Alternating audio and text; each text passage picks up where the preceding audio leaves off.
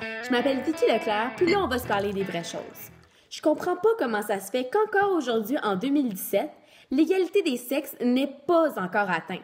C'est inconcevable! Ça fait depuis 1850, selon Wikipédia, que nous, les femmes, on se bat pour notre égalité. Puis quoi? 167 ans plus tard, on l'a toujours pas? C'est n'importe quoi! C'est-tu si difficile d'accepter le fait qu'une femme et qu'un homme sont pareils? Que les deux, c'est des êtres humains? Pourquoi qu'un enfant ni une fille aurait moins de chances qu'un enfant ni un garçon? C'est ridicule! Prenons pour exemple l'égalité des sexes au travail. Selon JDN en France, une femme est payée en moyenne 25% de moins qu'un homme pour les exactes mêmes fonctions. Et 3 femmes sur 4 gagnent moins bien leur vie que leur conjoint. Ça fait pas de sens. Je comprends pas comment que 2 êtres humains ayant fait les mêmes études universitaires, ayant fait les mêmes démarches pour décrocher le même emploi, se font pas payer le même salaire. Savez-vous c'est quoi l'égalité des sexes? Je crois pas. Laissez-moi vous expliquer. C'est le principe que les hommes et les femmes devraient recevoir un traitement égal et ne devraient pas être victimes de discrimination basée sur leur sexe. C'est-tu si difficile à demander? Il faut donc mettre quelque chose au clair. Nous sommes tous égaux. Selon Futura Santé, il y a un maximum de 12% de nos gènes qui sont différents d'une personne à l'autre.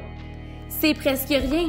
Il faut regarder les faits et être capable d'admettre que nous sommes tous fondamentalement pareils.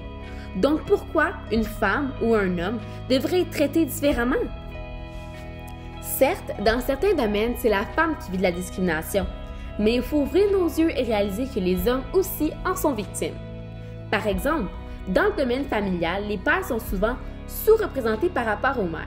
Selon l'Institut national de la statistique des études économiques, environ 65% des enfants vivent majoritairement avec leur mère, pour 8% de ceux-ci qui vivent majoritairement avec leur père. C'est pas rien. Mais c'est pas tout. Je suis sûre que vous avez déjà entendu ou vous êtes déjà fait dire que les femmes sont nulles en maths ou que tous les hommes aiment les sports. Ben laissez-moi vous dire que j'en ai assez de ces stéréotypes trop véhiculés et de ces commentaires mal placés. Ça me rend hors de moi. En fin de semaine, on faisait des rideaux chez moi, puis j'ai demandé à mes parents de chacun passer un rideau pour pouvoir les comparer après. Puis on se rappelle tous du stéréotype qui dit que les femmes sont meilleures dans le ménage que les hommes. Ben, avec le résultat des rideaux, je peux vous affirmer que non, que des fois, les hommes sont meilleurs que les femmes pour faire le ménage. Voici le résultat des rideaux. Le rideau de gauche, c'est celui de ma mère et de droite, de mon père. Vous voyez la différence? Voici une vidéo qui va vous montrer comment les stéréotypes de nos jours sont ancrés dans notre perception du monde. Show me what it looks like to run like a girl. My hair. Oh my God. Show me what it looks like to fight like a girl. Now throw like a girl. Aw. My name is Dakota, and I'm 10 years old. Show me what it looks like to run like a girl.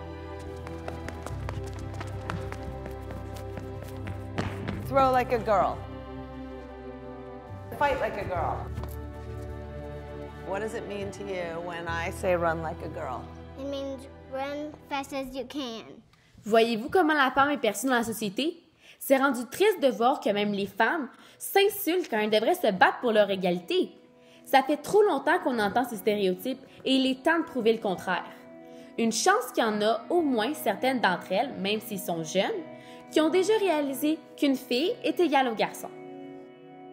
Moi, une fille de 16 ans, je suis déjà plus capable de vous entendre nous catégoriser par rapport à notre sexe. Donc, s'il vous plaît, réveillez-vous et réalisez que l'égalité des sexes est primordiale dans notre société. Après 167 ans, il serait grand temps d'ouvrir nos yeux.